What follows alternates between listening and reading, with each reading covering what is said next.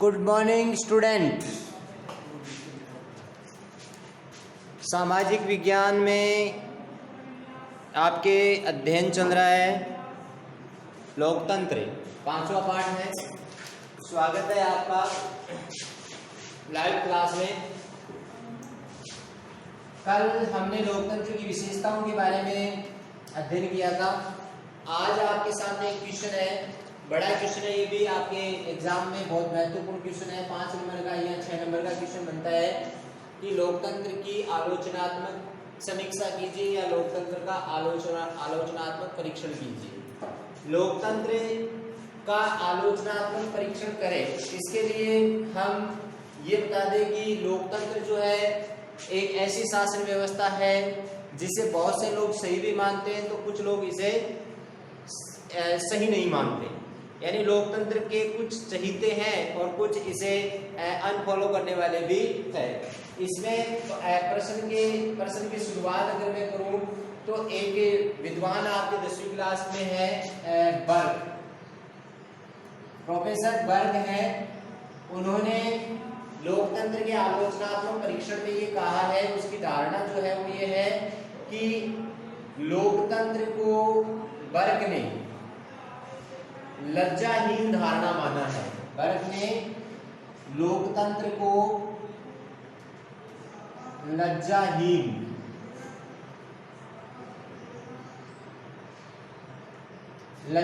धारणा माना है। इसी के साथ दूसरी तरफ एक और आपके प्रोफेसर है, राजनीति विज्ञान के बहुत अच्छे विचारक है, लोवेल है। लोवेल ने लोकतंत्र के बारे में कहा है क्या कि यह लोकतंत्र जो है वो दुनिया की सर्वश्रेष्ठ शासन व्यवस्थाओं में से एक है।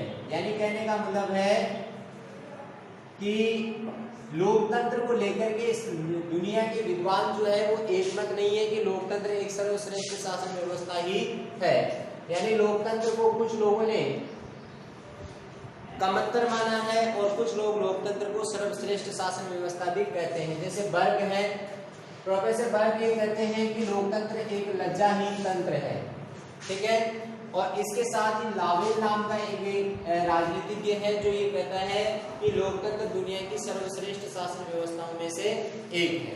अब क्या है कि लोकतंत्र एक सर्वश्रेष्ठ शासन व्यवस्था है या फिर लज्जाहीन लोकतंत्र है। प्रश्न आपका ये भी बन जाता है कि बर्ग के अनुसार लोकतंत्र एक लज्जाहीन धारणा है, कैसे समझो, ठीक है। तो आपको इसकी लोकतंत्र की क्या लिखनी पड़ेगी, इसकी लोकतंत्र की जो कमियां है, यानी इसके जो दोष है, यानी कुछ कमियां है या दोष है जिसके कारण बर्ग ने इसे क्या कहा है, लज्जाहीन धारणा कहा है, ठीक है। और लावेल ने लोकतंत्र को क्या कहा है, दुनिया की सर्वश्रेष्ठ शासन व्यवस्था कहा है। क्यों? क्योंकि इसमें कुछ गुण है या फिर कुछ इसके लाभ है। इस कारण से इसने इसे क्या कहा है, एक सर्वश्रेष्ठ शासन व्यवस्था कहा है। तो लोकतंत्र की आलोचनात्मक समीक्षा करने के लिए हमें एक तरफ इसके गुणों को देखना पड़ेगा और दूसरी तरफ इसकी हानियों को देखना पड़ेगा या फिर अवगुणों को देखना पड़ेगा। ये दो चीज अगर आपके आ जाती है तो आपका लोकतंत्र का जो आलोचनात्मक परीक्षण है वो उसका प्रश्न पूरा हो जाएगा। आप चाहे हानियां कह सकते, गुण कह सकते हो, लाभ कह सकते हो या फिर लोकतंत्र के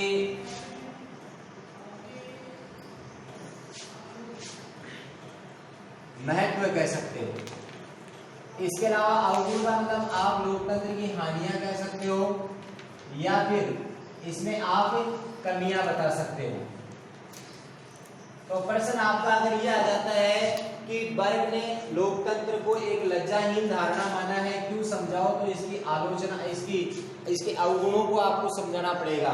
और अगर यह आ जाता है प्रश्न कि लावेल ने लोकतंत्र को दुनिया की सर्वश्रेष्ठ शासन व्यवस्था माना है, क्यों समझाओ, तो आपको इसके गुणों के बारे में समझाना पड़ेगा, ठीक है। और अगर प्रश्न ये आ जाता है कि लोकतंत्र की आलोचनात्मक परीक्षण कीजिए या लोकतंत्र की आलोचनात्मक समीक्षा कीजिए, तो आपको गुण और दोष दोनों को समझाना पड़ेगा। तो सबसे पहले बात करते हैं अपन गुणों की। लोकतंत्र एक सर्वश्रेष्ठ शासन व्यवस्था क्यों है? नंबर 1, सबसे पहले है सार्वजनिक हितों में वृद्धि। सार्वजनिक हितों में वृद्धि, यानी लोकतंत्र जो है वो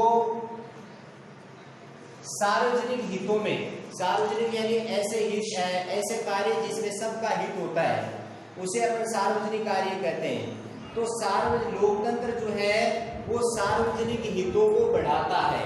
ये इसका पहला गुण है या फिर इसका पहला लाभ है कि लोकतंत्र दुनिया की एक सर्वश्रेष्ठ शासन व्यवस्था है, क्योंकि लोकतंत्र लोगों के सार्वजनिक हितों में वृद्धि करता है। यानी लोकतंत्र जो है, लोकतंत्र में जैसे मान लीजिए चुनाव होते हैं, ठीक है, प्रतिनिधि चुनाव के दौरान जनता से तरह तरह के वादे करता है, ठीक है, और उन वादों के आधार पर वो चुनाव लड़ता है और चुनाव में कई बार वो चुनाव जीत भी जाता है। यानी चुनाव के दौरान जो प्रतिनिधि जनता से वादे करते हैं, वादे करके चुनाव जीत जाते हैं और भविष्य में 5 साल बाद फिर से उसे चुनाव लड़ना है और जीतना है तो पिछले किए हुए वादे को उसे पूरा करना पड़ता है। तो जो कार्य करेगा प्रतिनिधि, जो कार्य करेगा वो जनहित में या सार्वजनिक हित में किए जाएंगे, इसलिए वो दोबारा जीत पाएगा। अगर वो काम नहीं करेगा तो वो दोबारा चुनाव नहीं जीत पाता है। इसलिए हम ये कह सकते हैं कि लोकतंत्र सार्वजनिक हितों में क्या करता है? वृद्धि करता है। इसके अलावा नंबर 2, दूसरा गुण इसका ये है कार्य कुशल शासन। कार्य कुशल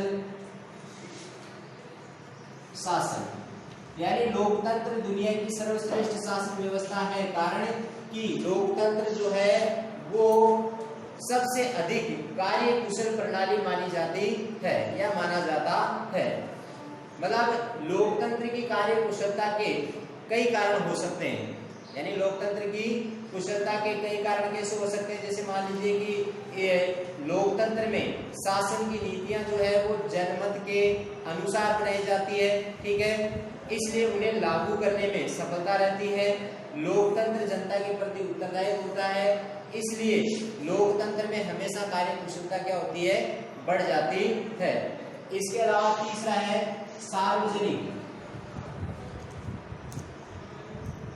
सार्वजनिक शिक्षा का साधन। लोकतंत्र जो है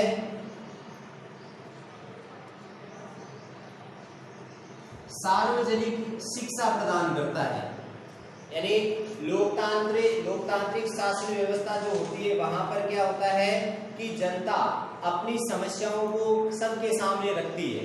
यानी लोकतांत्रिक शासन व्यवस्था में जनता सार्वजनिक समस्याओं पर अपनी राय प्रकट करती है। यानी ऐसी समस्याएं जो सबसे जुड़ी हुई होती है, जनता बेखौफ होकर के वहां पर अपनी राय या अपना मत रखती है, ठीक है। जनता जनमत के निर्माण के साधन और आम चुनाव के माध्यम से विभिन्न समस्याओं पर अपना मत प्रकट करती है। सामान्य नागरिक अपने अधिकार और कर्तव्यों के प्रति जागरूक रहता है और बड़े हितों के लिए छोटे हितों को त्याग करना भी सीख जाता है। इसलिए इस गुण के कारण लोकतंत्र को गेटेल नाम का एक राजनीतिज्ञ है, उसने कहा कि लोकतंत्र को नागरिकता की शिक्षा प्रदान करने वाला स्कूल है। यानी लोकतंत्र क्या है? नागरिकता की शिक्षा प्रदान करने वाला स्कूल है। कई बार आता है ये कथन किसका है? लोकतंत्र नागरिकता की शिक्षा प्रदान करने वाला स्कूल है, ये किसने कहा है? गेटेल ने ये कहा है, ठीक है।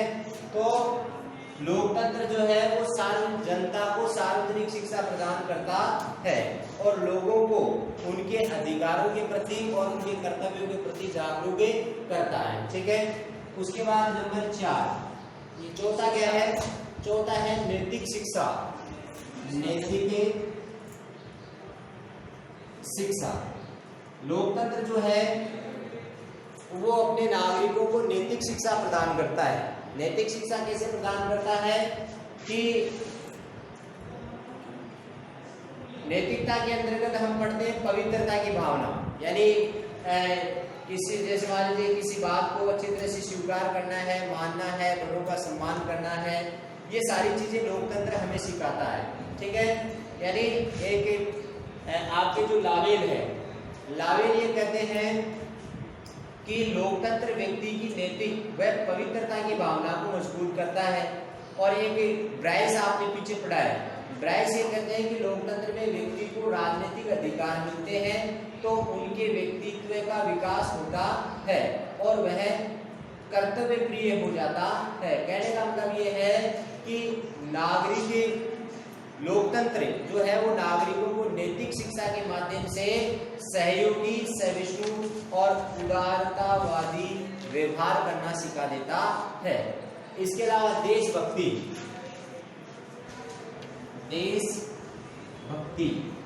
की शिक्षा, लोकतंत्र जो है, लोकतंत्र अपने नागरिकों को देशभक्ति की शिक्षा भी देता है। देशभक्ति की शिक्षा कैसे देता है कि लोकतंत्र जो है, लोकतंत्र में राज्य को किसी राष्ट्र वर्ग की संपत्ति नहीं माना जाता है, बल्कि क्या है, जनता की संपत्ति माना जाता है। अतः जनता में राष्ट्र के प्रति प्रेम और अपनत्व की भावना का विकास हो जाता है। यानी कहने का मतलब यह है कि जो लोकतंत्र है वह लोगों में देशभक्ति की भावना जागृत करता है। इसके अलावा छठा है क्रांति। क्रांति से सुरक्षा।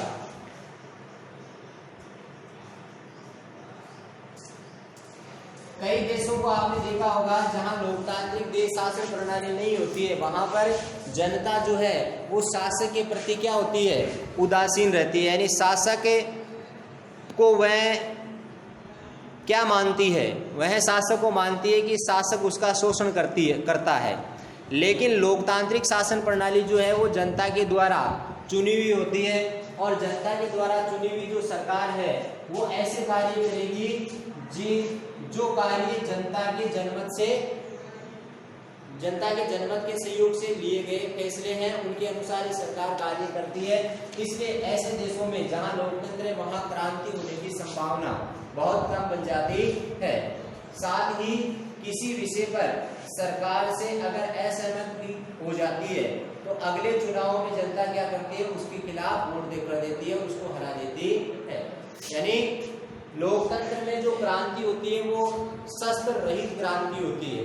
मान लीजिए कि कोई जनप्रतिनिधि है, कोई सरकार है, अगर जनता के हितों की अवहेलना करती है या उनके हितों के अनुसार कार्य नहीं करती है तो ऐसी स्थिति में क्या होगा, अगले चुनाव में जनता जो है ऐसे प्रतिनिधि को चुनाव में वोट नहीं दे करके उसे हरा देती है और उसकी सरकार को गिरा देती है। इसलिए यहाँ क्रांति नहीं बल्कि मतदान के द्वारा सरकार को नियंत्रित कर दिया जाता है। इसके अलावा है आपके समानता और स्वतंत्रता। सातवां है समानता व स्वतंत्रता। समानता व स्वतंत्रता पर आधारित शासन।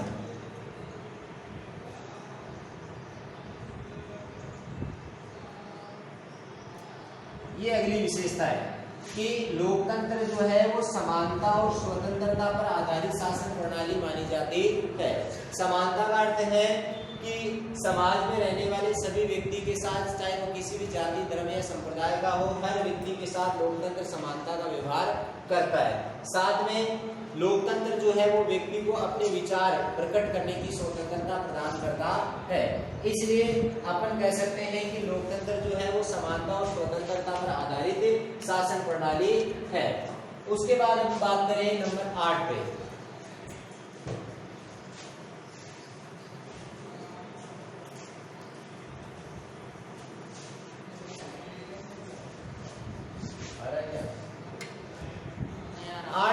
बात करें अब 8 नंबर के ऊपर आपका आ जाता है क्या, 8वीं लोकतंत्र की विशेषता है स्वतंत्र और निष्पक्ष न्यायपालिका।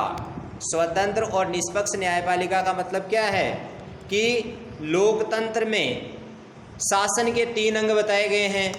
ठीक है, एक तो आपको पता है कौन सा, कार्यपालिका, न्यायपालिका और फिर व्यवस्थापिका। ठीक है, तो तीनों अंगों के अलग अलग कार्य हैं, जिसमें एक है न्यायपालिका जो कि स्वतंत्र व निष्पक्ष है। स्वतंत्र व निष्पक्ष न्यायपालिका का मतलब ये है कि लोकतांत्रिक देशों में या हमारे भारत देश जो कि लोकतंत्र का एक बहुत बड़ा उदाहरण है, लोकतंत्र में न्यायपालिका जो है वो स्वतंत्र होकर के कार्य करती है। निष्पक्ष का मतलब बिना किसी पक्षपात के होकर के अपने फैसले सुनाती है। कारण कि न्यायपालिका को स्वतंत्र और निष्पक्ष रखने के लिए कार्यपालिका से इसे मुक्त, कार्यपालिका के दबाव से इसे मुक्त रखा गया है। यानी जो व्यक्ति, कहने का मतलब यह है कि लोकतंत्र में लोकतंत्र जो है वो स्वतंत्र और निष्पक्ष न्यायपालिका की स्थापना करता है, जिससे कि व्यक्ति को कार्यपालिका व व्यवस्थापिका के अत्याचारों से बचाया जा सकता है। व्यक्ति की स्वतंत्रता की जो सुरक्षा है वह न्यायपालिका करती है। न्यायपालिका ऐसी नीतियों का विरोध करती है जो जनता के अधिकारों का हनन करती है। इसके अलावा लोकतंत्र की नौवीं विशेषता है कि लोकतंत्र कला, संस्कृति, साहित्य व विज्ञान में वृद्धि करता है। ये अगली विशेषता है कि लोकतंत्र कला, संस्कृति, साहित्य और विज्ञान जैसे विषयों को बढ़ाता है, ताकि देश का विकास हो सके। और लोकतंत्र की तुलना में अगर हम बात करें दूसरे प्रकार की शासन प्रणाली जैसे अधिनायकवाद है, वहां पर कला, संस्कृति, साहित्य और विज्ञान को उतना प्रोत्साहन नहीं दिया जाता है जितना कि लोकतंत्र में दिया जाता है। ठीक है, क्योंकि लोकतंत्र में विचार प्रकट करने की स्वतंत्रता है, जबकि अन्य तंत्रों में विचार प्रकट करने की स्वतंत्रता पर नियंत्रण होता है। इसलिए वहां कला, संस्कृति, साहित्य और विज्ञान को उतनी प्रकृति नहीं मिल पाती है। उसके बाद नंबर 10,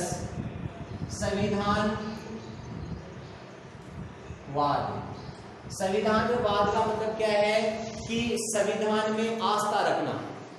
यानी लोकतांत्रिक शासन प्रणाली एक ऐसी शासन प्रणाली है जिसमें लोग अपने संविधान के प्रति आस्था रखते हैं।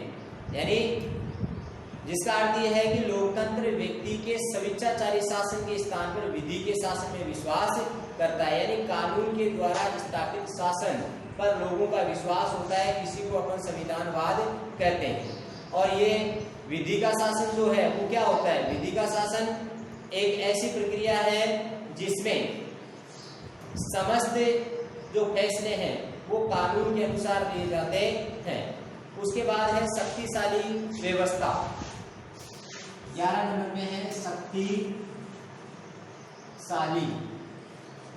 शासन प्रणाली।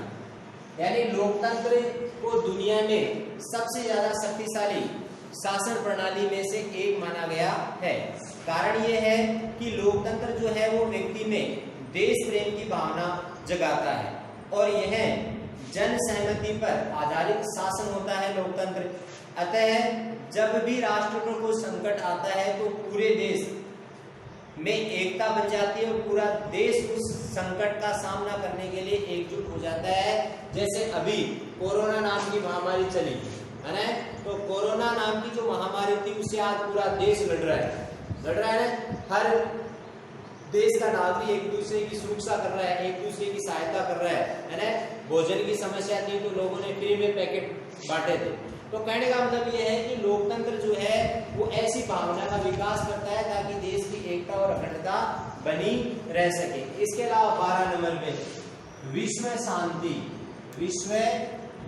शांति का समर्थक।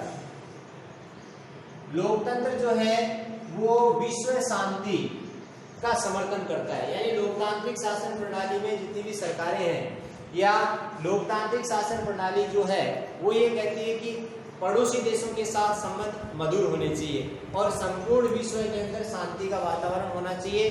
अगर कोई विचारों में टकराव उत्पन्न हो जाता है, तो ऐसी स्थिति जब युद्ध जैसी स्थिति बन जाती है तो उसे बातचीत के द्वारा हल किया जाना चाहिए। यही लोकतंत्र की एक बहुत बड़ी विशेषता मानी जाती है। यानी अगर हम देखें तो आज दुनिया में बहुत सारी शासन व्यवस्थाएं हैं, जैसे राजतंत्रात्मक शासन प्रणाली है, कुलीन तंत्र है, अधिनायक तंत्र है। इनका आप इतिहास उठा के देखें, है ना, समय समय पर ये विश्व शांति के लिए बहुत बड़े खतरे के रूप में सामने आए हैं। जबकि लोकतंत्र जो है वो दुनिया के लिए खतरा नहीं बल्कि क्या है, विश्व शांति का समर्थक है। तो ये आपके लोकतंत्र के गुण है, या आप कह सकते हो कि लोकतंत्र के लाभ है, जिसके कारण लोकतंत्र को दुनिया की सर्वश्रेष्ठ शासन व्यवस्था कहा जाता है।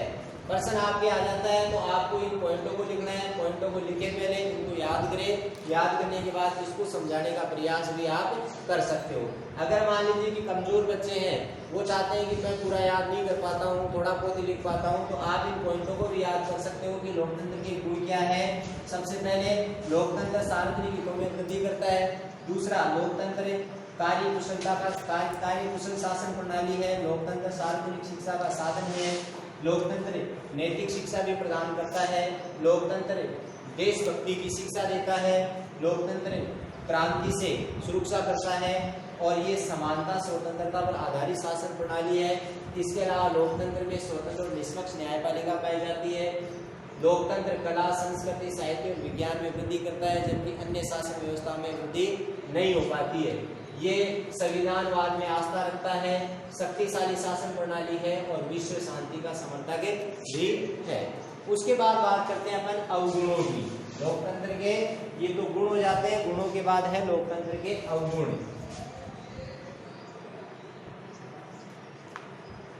या फिर हानियां।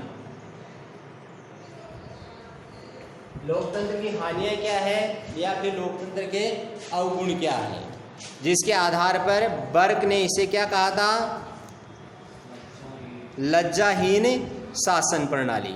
तो लोकतंत्र को एक लज्जाहीन शासन प्रणाली क्यों माना जाता है, यानी इसके कुछ अवगुण हैं, कुछ इसमें हानियां हैं। उन हानियों के कारण इसको एक लज्जाहीन शासन तंत्र माना जा सकता है। सबसे पहले है लोकतंत्र की व्यक्ति संबंधी धारणा। लोकतंत्र में व्यक्ति संबंधी धारणा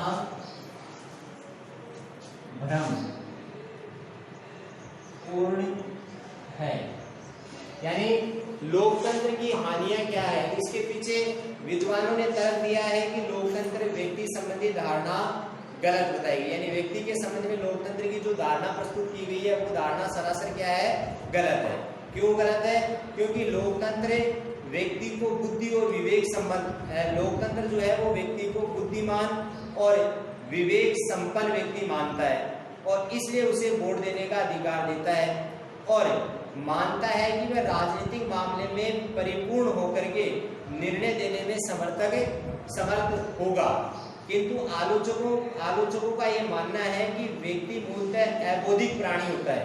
आलोचक क्या कहते हैं कि व्यक्ति एक अबौद्धिक प्राणी है जो अपने मूल संवेग से संचालित होता है और इसलिए व्यक्ति को जब मताधिकार दे दिया जाता है तो हमें व्यवहार में लोकतंत्र की जगह भीड़तंत्र ज्यादा नजर आती है। यानी कहने का मतलब यह है कि लोकतंत्र के अंतर्गत व्यक्ति को एक विवेकवान और बुद्धिमान व्यक्ति माना गया है। ठीक है, जिन्हें जो वोट देने का अधिकार दिया गया है वो वोट देकर के अपनी सरकार का चुनाव करते हैं। लेकिन आलोचक ये मानते हैं कि लोकतंत्र में व्यक्ति बुद्धिमान नहीं होते हैं बल्कि अबौद्धिक होते हैं। ऐसे व्यक्तियों को वोट देंगे तो वो क्या है कि लोकतंत्र की जगह भीड़तंत्र बन जाता है। इसके अलावा बुद्धिजीवी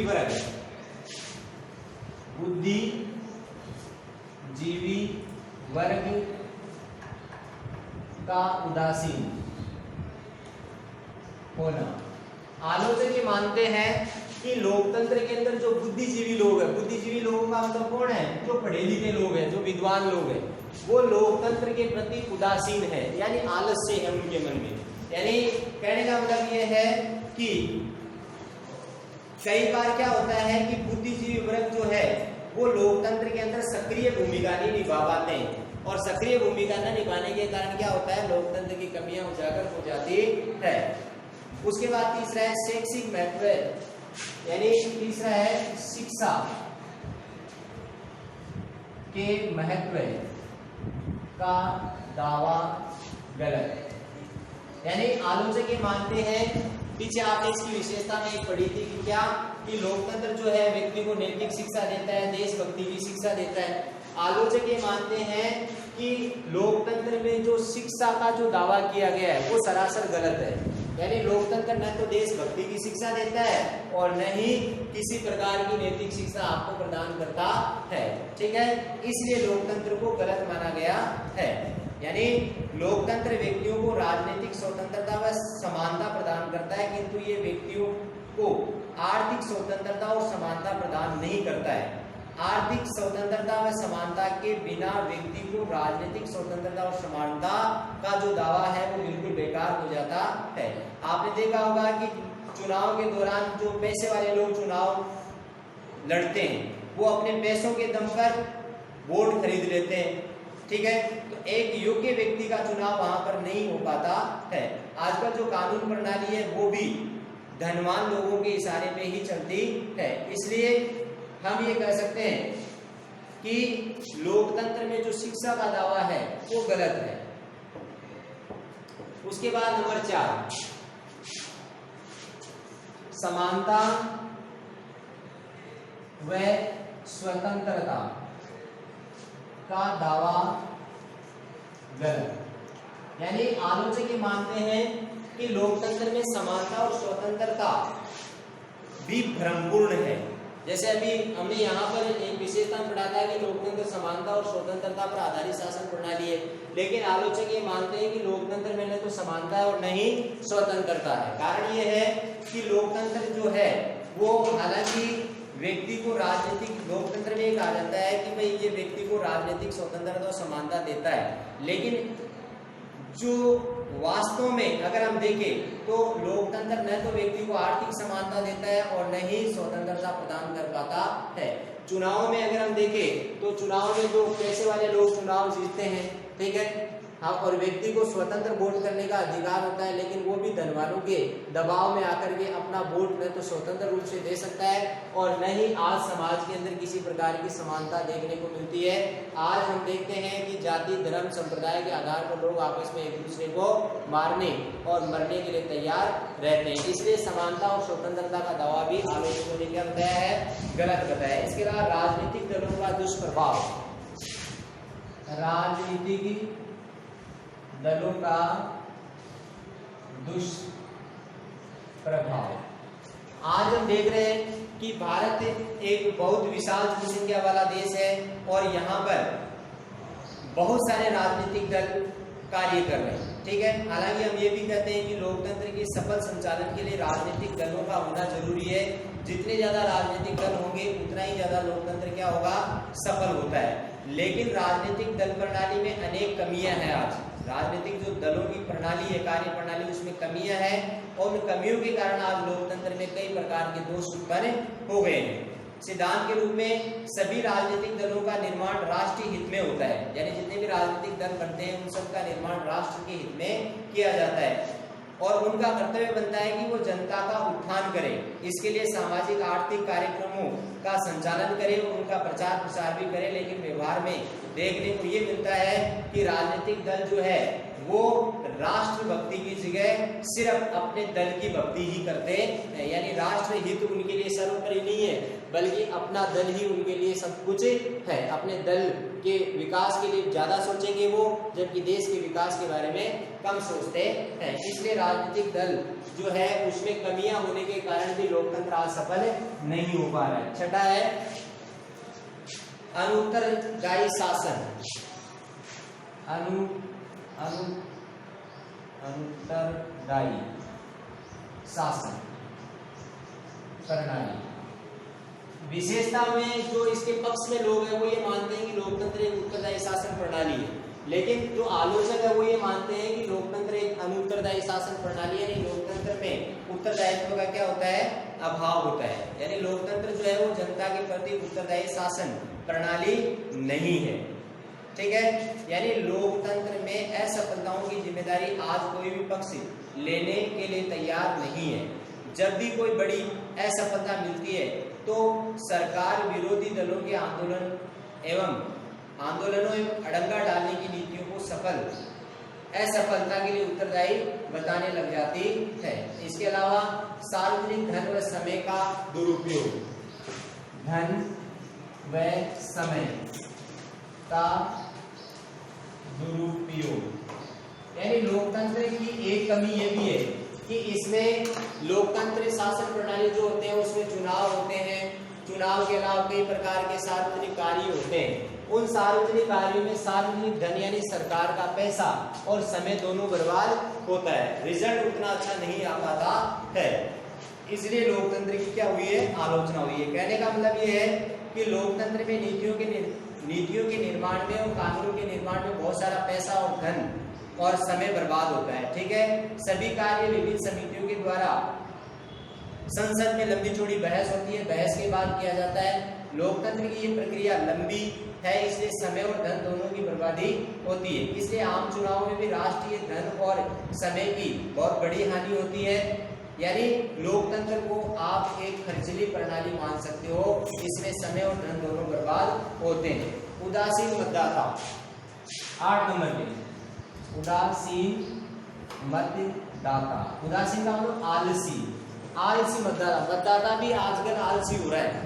चुनाव होते हैं, चुनावों के अंदर आपको पता है कि निर्वाचन आयोग या सरकार जो चुनाव करवाती है उसके अंतर्गत अरबों करोड़ों रुपए खर्च होते हैं। लेकिन फिर भी हम देखते हैं कि प्रतिवर्ष जो चुनाव होते हैं वो चुनाव के अंदर 50 से लेकर के 60% तक मतदान होता है। अगर मतदाता उदासीन नहीं होते तो ये 100% मतदान होने चाहिए। लेकिन आज आप पंचायत राज के चुनाव से लेकर के जो एमपी का चुनाव होता है उन सभी चुनावों में आप देख सकते हो चुनाव का जो प्रतिशत होता है मतदान का वो बहुत कम होता है, 50 से लेकर 60% तक मतदान होता है, जो इस बात को दर्शाता है कि मतदाता क्या है, उदासीन है। इसके बाद है संकट काल में, 9वीं इसकी विशेषता है संकट काल में कमजोर। यानी लोकतांत्रिक शासन प्रणाली जो है वो संकट काल, यानी देश के अंदर जब आपातकाल लागू होता है तो ऐसी स्थिति में आपातकाल में ये लोकतांत्रिक शासन प्रणाली सफल नहीं मानी जा सकती। क्यों नहीं मानी जा सकती? मान लीजिए कि देश में युद्ध की स्थिति पैदा हो जाती है तो वहां लोकतंत्र क्या हो जाता है, तब लोकतंत्र कमजोर हो जाता है, क्योंकि इसमें सत्ता विकेंद्रीकृत होती है। अगर केंद्रीकृत हो तो एक व्यक्ति निर्णय ले सकता है, जैसे चीन के साथ अभी विवाद अपना चल रहा है। ठीक है, भारत में लोकतंत्र है, तो लोकतंत्र अगर मान लीजिए कि भारत की सत्ता किसी एक ही व्यक्ति के हाथ में होती तो वो तुरंत निर्णय ले सकता था या आक्रमण कर सकता था। तो लोकतंत्र में क्या है, युद्ध की स्थिति जब बनती है तो सत्ता विकेंद्रीकृत होने के कारण क्या होता है, निर्णय जो है वो शीघ्र और गुप्त नहीं लिए जा सकते, इसलिए ये एक कमजोर शासन प्रणाली मानी गई है। उसके बाद विश्व शांति की बात कही थी, विश्व शांति का समर्थन नहीं, यानी लोकतंत्र के जो चहीते हैं, लोकतंत्र को एक श्रेष्ठ शासन प्रणाली मानने वाले जो लोग हैं वो तो ये कहते हैं कि ये विश्व शांति का समर्थक है, लेकिन इसके जो आलोचक है वो ये मानते हैं कि लोकतंत्र विश्व शांति की स्थापना नहीं कर पाया है। कैसे? यानी इसकी आलोचना साम्यवादियों ने की है। साम्यवादी जो आलोचक है उनका मानना है कि लोकतांत्रिक राज्य पूंजीवादी राज्य होते हैं, पूंजीवाद युद्ध एवं साम्राज्यवाद को जन्म देते हैं, अतः लोकतांत्रिक राज्यों को विश्व शांति का समर्थक नहीं माना जा सकता है। ठीक है, तो ये है आपके लोकतंत्र का से जुड़ा हुआ प्रश्न, जो कि लोकतंत्र की आलोचनात्मक समीक्षा है। तो इसके एक तरफ गुण है और एक तरफ इसके दोष है, तो आप ये लिख लें दोनों तरफ। पहले प्रश्न लिखिए कि लोकतंत्र की आलोचनात्मक समीक्षा कीजिए, उसके बाद जो बर्न का विचार है आपकी नोटबुक में आप देखिए, बुक में देखिए, बर्न और लावेल का विचार है बर्न ने क्या कहा है और लावेल ने क्या कहा, वो लाइनें लिखे और उसके बाद ये क्रम से पॉइंट 1 2 3 4 ये 12 पॉइंट इसके गुण में लिखे, फिर अवगुण पॉइंट डाल करके ये आपके 10 पॉइंट अवगुणों के अंतर्गत लिखना पड़ता है, तब जाकर के आपका ये प्रश्न समाप्त हो जाता है। उसके बाद एक प्रश्न आपका बचता है, उसको करेंगे नेक्स्ट वीडियो। ये उतार लो कॉपी में।